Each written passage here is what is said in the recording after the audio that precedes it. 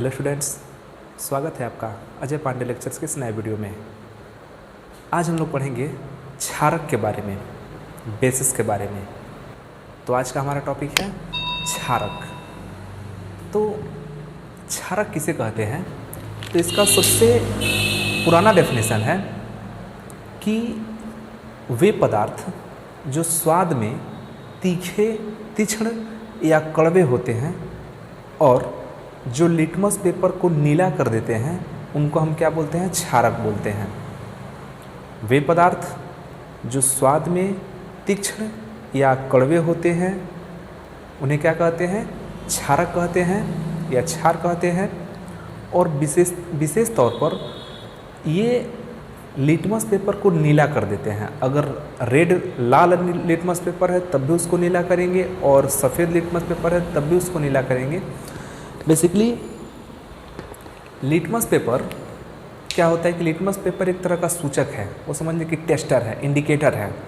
वो क्या करता है कि अगर किसी लिटमस पेपर पर आप अम्ल को रखते हैं तो उसको वह लाल कर देता है, और उसी प्रकार यदि आप क्षार को रख देंगे लिटमस पेपर पर तो वो लिटमस पेपर कैसा हो जाएगा? नीला हो जाएगा। तो इसका पुराना डेफिनेशन है कि यहाँ पर देखिए, वे पदार्थ जो स्वाद में तीक्ष्ण या कड़वा होते हैं, वे पदार्थ जो स्वाद में तीक्ष्ण या कड़वा होते हैं और लाल लिटमस पेपर को नीला कर देते हैं, लाल लिटमस पेपर को नीला कर देते हैं, क्या कहलाते हैं? क्षारक कहलाते हैं। यहाँ पर लाल लिटमस पेपर जरूरी नहीं है, अगर सफ़ेद लिटमस पेपर है तब भी उसको क्या कर देगा? नीला कर देगा। तो अगर कोई पदार्थ स्वाद में तीक्ष्ण है या कड़वा है और लिटमस पेपर को नीला कर दे रहा है तो उस पदार्थ को हम क्या कहेंगे? क्षारक कहेंगे। जैसे उदाहरण में क्या? साबुन। तो ये तो एक पुराना डेफिनेशन है, लेकिन इसी पर आर्हेनियस ने एक नया डेफिनेशन दिया। आर्हेनियस ने कहा कि ऐसे रासायनिक पदार्थ जो जल में घुलकर हाइड्रोक्साइड आयन देते हैं, क्षारक कहलाते हैं। हम लोगों ने पढ़ा है कि ऐसे पदार्थ जो जल में घुलकर हाइड्रोजन आयन देते हैं तो अम्ल कहलाते हैं, और यहाँ पर हम लोग पढ़ रहे हैं कि ऐसे पदार्थ जो जल में घुलकर हाइड्रोक्साइड आयन देते हैं उनको क्या कहते हैं? क्षार कहते हैं। तो इसका परिभाषा क्या? क्षारक बोलते हैं।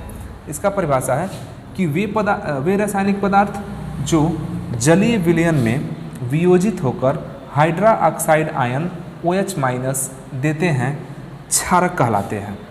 तो ये दो डेफिनेशन है, एक तो पुराना डेफिनेशन है और दूसरा आर्हेनियस के अनुसार है। तो पुराने परिभाषा में यह कहा जाता है कि वे पदार्थ जो स्वाद में तीक्ष्ण या कड़वा होते हैं और लाल लिटमस पेपर को नीला कर देते हैं, क्षारक कहलाते हैं। आर्हेनियस के अनुसार वे रासायनिक पदार्थ जो जलीय विलयन में वियोजित होकर हाइड्रोक्साइड आयन OH देते हैं, क्षारक कहलाते हैं। अब इसमें देखिए एक विशेष बात है। अब इसमें एक विशेष बात यह है कि जो क्षारक जल में घुल जाता है उसको हम क्षार बोलते हैं।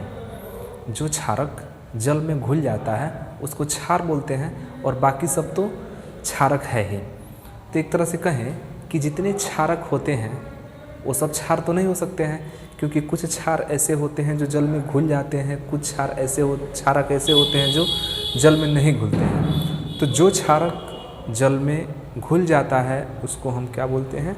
क्षार बोलते हैं। अब यहाँ पर एक हम उदाहरण के द्वारा आपको समझाएंगे, आप इसका स्क्रीनशॉट ले लीजिए।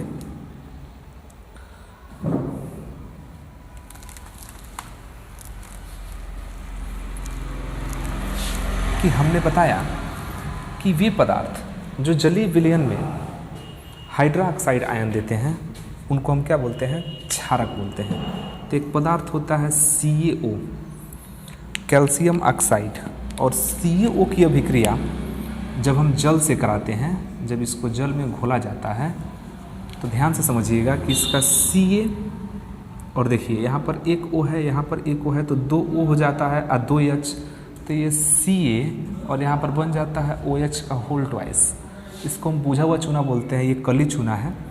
तो बुझा हुआ चूना में यहाँ पर देख रहे हैं कि OH क्रिएट हो जा रहा है, हाइड्रोक्साइड आयन क्रिएट हो रहा है, तो हम कह देंगे कि ये क्या है? ये क्षार है, क्षारक है। ये क्या है? क्षारक है, क्योंकि यह जल में घुलकर OH आयन हाइड्रोक्साइड आयन दे रहा है, तो हम इसको कह देंगे कि ये क्या है, क्षारक है। और यह जो क्षारक है ये जल में घुलनशील है, ये जल में घुल जाता है, तो ये क्षार भी है। तो यहाँ पर क्षार और क्षारक में आप कंफ्यूज मत होइएगा। वे पदार्थ जो जलीय विलयन में hydroxide ion OH minus ion देते हैं उनको हम क्षारक बोलते हैं, और वे क्षारक जो जल में विलय हो जाते हैं, जल में घुल जाते हैं, उनको क्या बोलते हैं, क्षार बोलते हैं। और अगर यहाँ पर क्षारक के प्रकार की अगर हम बात कर लें कि क्षारक कितने प्रकार के होते हैं, तो जिस तरह हम लोगों ने पढ़ा है कि अम्ल दो प्रकार के हुए थे, एक प्रबल अम्ल था और एक प्रबल अम्ल था, एक दुर्बल अम्ल था। ठीक उसी प्रकार क्षारक भी दो प्रकार के होते हैं, एक होता है प्रबल क्षारक और दूसरा होता है दुर्बल क्षारक। तो यहाँ पर सबसे पहले बात आती है प्रबल क्षारक की। तो एक बार हम पुनः बता दें कि क्षारक किसे कहते हैं। तो वे रासायनिक पदार्थ जो जल में वियोजित होकर हाइड्रोक्साइड आयन देते हैं या जिनका जलीय विलयन हाइड्रोक्साइड आयन उत्पन्न करता है उनको हम क्षारक बोलते हैं। तो जल में वियोजित होता है, यहाँ पर यही चीज़ ध्यान देना है कि वे रासायनिक पदार्थ जो जल में वियोजित होकर हाइड्रोक्साइड आयन उत्पन्न करते हैं उनको हम क्या बोलते हैं, क्षारक बोलते हैं। तो यदि जल में उनका पूर्ण रूप से वियोजन होता हो, यदि जल में उस रासायनिक पदार्थ का पूर्ण रूप से वियोजन होकर, मतलब कि यदि हाइड्रोक्साइड आयन देते समय पूर्ण वियोजन होकर और तब हाइड्रोक्साइड आयन दे रहा है, तब तो प्रबल क्षारक होगा। यदि पूर्ण रूप से वियोजित हो रहा है और उसके बाद हाइड्रोक्साइड आयन मिल रहा है तब तो वो प्रबल क्षार होगा। और यदि वह आंशिक रूप से वियोजित होकर हाइड्रोक्साइड आयन उत्पन्न कर रहा है, यदि वह आंशिक रूप से वियोजित होकर हाइड्रोक्साइड उत्पन्न कर रहा है, तो वह क्या होगा, दुर्बल क्षारक। तो यहाँ पर हम कह सकते हैं कि आंशिक वियोजन। तो कुल मिला के वे रासायनिक पदार्थ जिनका जल में पूर्णतः वियोजन होता है और हाइड्रोक्साइड आयन उत्पन्न होता है तो उसको हम प्रबल क्षार बोलते हैं, और वे रासायनिक पदार्थ जिनका जल में आंशिक वियोजन होता है और उसके बाद हाइड्रोक्साइड आयन उत्पन्न होता है तो उसको हम दुर्बल क्षार बोलते हैं।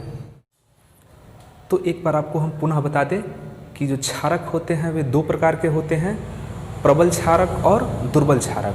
प्रबल क्षारक किसे कहेंगे कि ऐसे रासायनिक पदार्थ जो जल में पूर्णतः वियोजित होने के बाद हाइड्रोक्साइड आयन उत्पन्न करते हैं तो उनको हम प्रबल क्षारक बोलते हैं, और ऐसे रासायनिक पदार्थ जो जल में पूर्णतः नहीं आंशिक वियोजित होकर हाइड्रोक्साइड आयन उत्पन्न करते हैं उनको हम क्या बोलते हैं, दुर्बल क्षार बोलते हैं।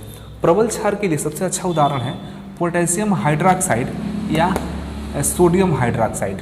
पोटेशियम हाइड्रोक्साइड या सोडियम हाइड्रोक्साइड, इनको हम प्रबल क्षारक बोलते हैं, और एल्यूमिनियम हाइड्रोक्साइड इसको हम क्या बोलते हैं, दुर्बल क्षार बोलते हैं। तो ये हुआ हमारा क्षारक और क्षारक के प्रकार। अब बात कर लेते हैं हम क्षारक के गुण के बारे में। तो यहाँ पर आप लोग ध्यान दीजिएगा कि अगर हम क्षारक के गुण की बात करें तो क्षारक का जो गुण होता है वो गुण दो भाग में हम लोग अध्ययन करते हैं। किसी भी रासायनिक पदार्थ के गुण को दो भाग में अध्ययन किया जाता है। एक होता है उसका भौतिक गुण, दूसरा होता है रासायनिक गुण।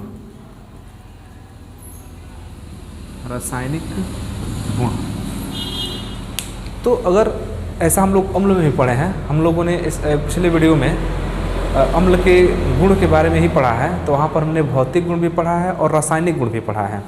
तो यहाँ भी हम लोग जब क्षार के गुण के बारे में पढ़ेंगे तो क्षार के गुण को हम दो भाग में डिवाइड करके पढ़ेंगे, एक भौतिक गुण पढ़ेंगे और एक रासायनिक गुण पढ़ेंगे। तो क्षार का भौतिक गुण में सबसे पहला गुण इसका होता है कि यह स्वाद में कैसा होता है, तीक्ष्ण होता है। हमने डेफिनेशन में लिखाया भी है कि स्वाद में तीक्ष्ण होता है या कड़वा होता है, स्वाद में तीक्ष्ण होगा या कड़वा होगा। इसके बाद यह लिटमस पेपर को नीला कर देता है। यदि आप लिटमस पेपर पर किसी क्षार को डालते हैं तो उसको क्या कर देता है, नीला कर देता है। इसके अलावा जो क्षारक होते हैं इनको जब आप स्पर्श करते हैं तो ये स्पर्श करने पर इसका जो सरफेस होता है वो स्मूथ होता है, चिकना होता है, मतलब साबुन जैसा ये चिकने होते हैं। जो क्षार होता है इसका सतह साबुन जैसा क्या होता है, चिकना होता है। और मतलब यहाँ इसका जो स्मूथ सरफेस होता है वो कैसा होता है, चिकना होता है क्षारों का। अगर लिक्विड भी है तो भी आप उसको लेके स्किन पे ऐसे रगड़ेंगे, ऐसे मिलाएंगे तो चिकना होता है। जैसे साबुन का जो घोल होता है, साबुन का घोल देखते हैं कितना अच्छा चिकना होता है, क्योंकि साबुन क्या है, क्षारक है तो वो चिकना होता है। इसका सबसे अच्छा गुण है। और जिस तरह अम्ल की प्रकृति संक्षारक होती थी कि अम्ल को यदि हम कहीं किसी वस्तु पर गिरा दें तो उसको खराब कर देता है, ठीक उसी प्रकार यदि क्षार को भी अगर हम कहीं गिरा देते हैं तो वो उस वस्तु को खराब कर सकता है। इसमें भी संक्षारक प्रकृति होती है, लेकिन अम्लों की तुलना में क्या होता है, कम होता है। तो यहाँ पर अम्ल क्षार का जो भौतिक गुण है उसमें सबसे पहला गुण क्या है कि क्षार स्वाद में तीक्ष्ण होता है या कड़वा होता है। दूसरा गुण है कि यह लिटमस पेपर को नीला कर देता है। यदि लाल लिटमस पेपर होगा तब भी उसको नीला करेगा, वाइट कलर का होगा तब भी नीला करेगा। तीसरा गुण है कि यह